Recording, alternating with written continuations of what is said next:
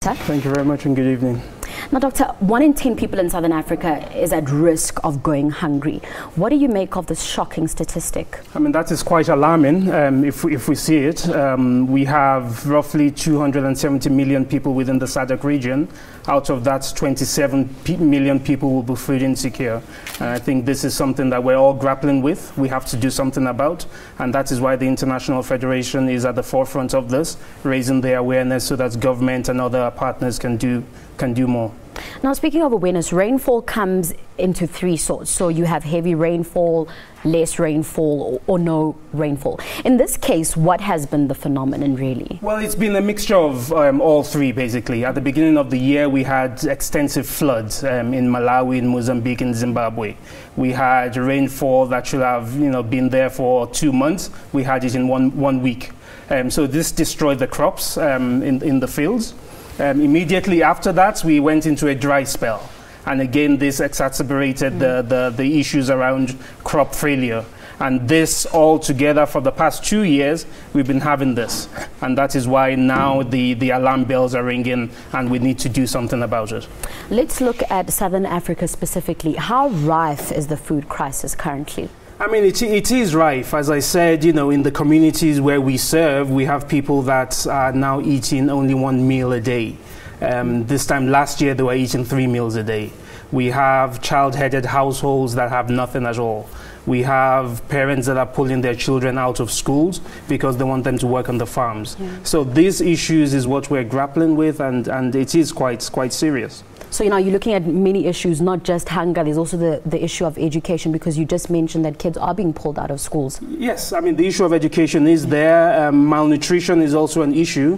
UNICEF says that within Southern Africa as a whole, 37% of the children are stunted. Stunted means that their growth, their height is reduced. Malnutrition also comes with less brain development. So even though they go to school, their brains are not as developed as if they were properly nourished. Yeah, we did mention that these statistics are quite shocking. What are the risks in Southern Africa if we don't deal with this crisis now? I mean, the risks are multifold. I will start with the issue of HIV/AIDS. We have in what I call in Southern Africa, we have the triple threats. It's HIV/AIDS, extreme poverty, and food insecurity. If we look at the dynamics in the communities when there's lack of food, women sometimes exchange for money. They exchange sex. This contributes to the HIV prevalence. We have issues around stunting, around malnutrition, as I said, and we need to curb this, and things need to be done now. With the International Federation of Red Cross, working together with our national societies in the various countries, we're working within the communities to address the acute need, which is basically food, and looking at longer-term development issues around resilience, around making sure that in the future we can cope with such drought issues. Doctor, with this campaign that you're on now, have countries been receptive? Countries have been receptive. I mean, some of the countries have even declared. I mean, state, for example, Zimbabwe. Zimbabwe has declared that, they need international assistance. And we're working together with the Zimbabwe Red Cross on this. Within the assessments that were done together with the government's various agencies, including Zimbabwe Red Cross, we noticed that, from the assessment data, 1.5 million people will be food insecure in Zimbabwe alone. I mean, this is unacceptable. We need to do something as the international community. We need to assist. Doctor, hunger is not a new problem in Africa. How can we build the resilience of African rural communities specifically to deal better with these, natural disasters a little bit better? I mean, we've been doing that to some extent within our programming as the International Federation of Red Cross, working with our national societies. There are various things we can look at. We can look at capacity building. We can look at education of the population within the communities. We can look at things like conservative agriculture, which is basically a new method of agriculture in which less water is used. We can look at things like drought-resistant seeds, which we're promoting and working together with one of our partners, FAO, Food and Agricultural Organization. We can look at providing fertilizers, tools for the farmers, to do the basic things so that at least they will be food secure in the coming few months.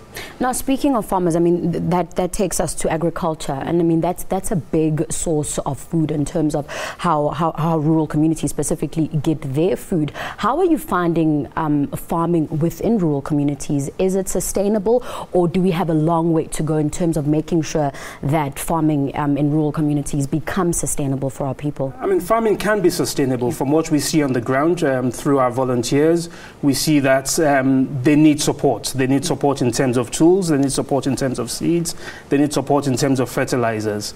Yes, knowledge is there, but I think we can gradually scale up on their knowledge, scale up on some of their education and some of the methodologies that they use to be more sustainable.